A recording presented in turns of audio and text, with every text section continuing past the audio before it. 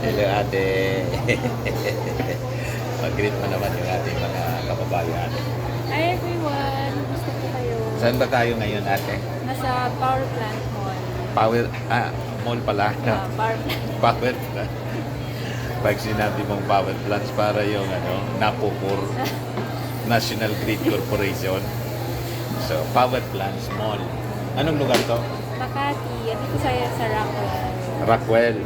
Sa Di ba Makati. yung mga mayayaman lang ang nandito? Di ba yung mga mall ito ng mga mayayaman? Hindi ko sure. Siguro. Siguro. Bakit pala nandito tayo? Parang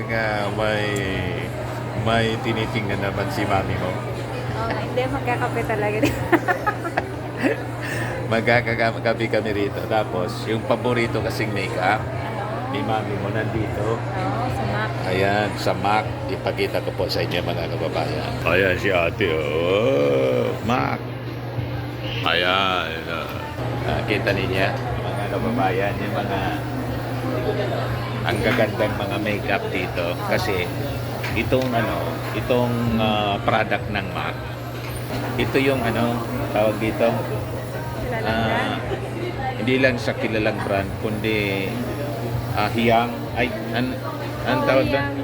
Yung bagay na bagay kay mami mo. O, di ba? Cute ni ate. Oh. So, hindi kinakati si mami mo sa face. Hindi Iya na nga, allergy. hindi na allergy kasi yung ibang ino-order namin na allergy. product namumula at saka ang maganda dito sa product ng Mac, mga kababayan, hindi sa pinopromote ko pero talagang pinopromote ko na kasi siya habang tumatagal lalong gumaganda. Talagang cute si ate. Si ate, mga kababayan, dito na siya nakabase sa Manila, nagtatrabaho. Ano nga yung mo? Work? Yung bagong company mo, kung saan ka nagtatrabaho? Sa Everfree. So, international siya, NGO. Pero may NGO. office siya sa Cebu. Sa Cebu. So, connected ako sa Cebu office saka sa US office. Ano? Connected ako sa Cebu US? saka sa US-based na US-based company na NGO. So, ang ibig sabihin nito, di ba naikwento mo sa akin, no? Baka naman isipin ninyo, nagyayabang kami ha.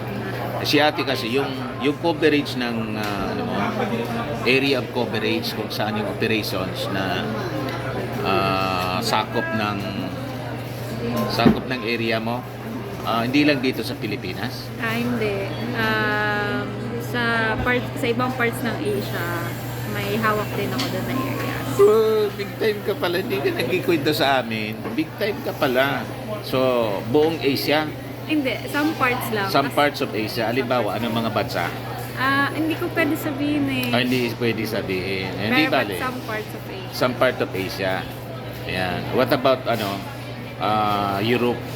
Hindi na Hindi na. kasali. Basta sa'yo, yung trabaho mo, tsaka Asia. Philippines. And Philippines. And so kailangan mong mag-travel all throughout the country. If merong opportunity, kasi work from home na yung Oo. yung work ko. So, pag merong opportunities na kailangan ko punta Anong nature ng job niya? Ayon sa NGO ninyo, yung bang tumutulong tulad ng yung dati? Yung ngayon? Or yung mga nagkakandak ng mga seminars? Ganon. Ibang-iba na siya. Hindi ako pwede mag-into details dahil sa data privacy. Pero, ang maganda siya kasi, kumbaga marami natutulungan na kababaihan Kababayan. sa ginagawa namin. So, nasa development sector. Yun, sa development sector. So, kumusta ka naman dito ngayon sa Manila? Kasi parang blooming kang masyado. Nabigla nga ako gumanda ka. Kasi ba? Hindi ko naman sinabi dati pangit ka. Dati ka naman talagang maganda. Kasi siyempre, daddy mo guwapo. Di ba? Magwapo yung tatay, siyempre yung anak, maganda. Normal yun. Pero sabi ng nanay ko, pangit daw ako. Pero parang totoo naman Hindi man. Hindi man. Anyway, ayan si ate po. May jowa ka na pala. Wala pa. Secret. Anyway, so yun po mga kababayan, pakita ko sa inyo dito. Ito yung power plants. Ito yung brand Mac. Di ba? Ang ganda rito, mga kababayan. Actually, pangalawang beses na namin na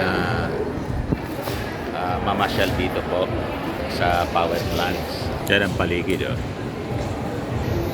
Mamasyal kami rito para mag-shopping, mga kababayan. Yan mga paboritong brand ng aking asawa. Ayan namimili ng Mac. Pampa-beauty. Di ba? Ang maganda rito po sa power plants, saka kanina galing kami sa Shangri-La Plaza.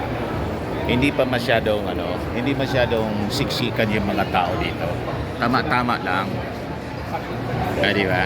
Sa SM kasi medyo nagsawa na rin kami, mga kababayan, mag-shopping sa SM. Sabi ni Mrs., punta naman tayo doon sa ibang mga shopping mall dito sa Metro Manila. Basta't nagkaroon tayo ng pagkakataon na makalabas dito po sa Metro Manila. Kasi minsan, pag nandun na palagi kami sa Legazpi, boring din yung buhay. Tamang-tama po, victory party. Na-invite kami ni Mrs. for a victory party ng Alyansa ng Bagong Pilipinas. So, yung Presidential Communications Office ng Palasyo Malacanang nag-message sa akin last week kung available kami, then imbitado kami na makisaya doon sa mga nanalo sa midterm elections po. So, nakita din namin na kahit hindi masyado as expected, yung nanalo sa Alyansa ng Bagong Pilipinas. Pero masaya pa rin yung ating Pangulong Bongbong Marcos na kapag pa-picture-picture naman kami ni Mrs. kay President Bongbong Marcos.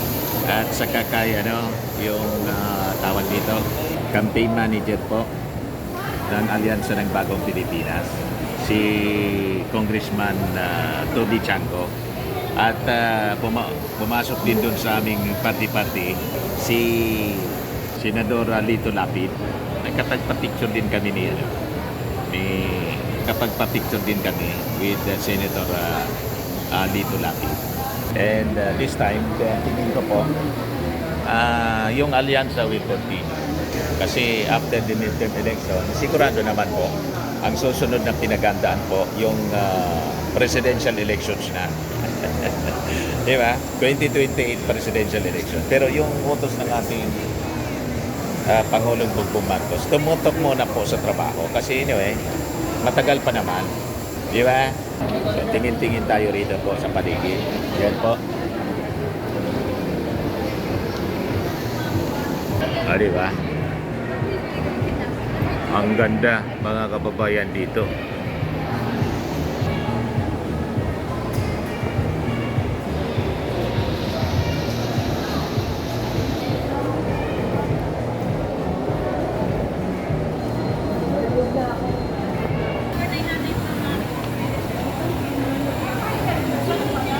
That's it, mga kababayan. Bye-bye muna.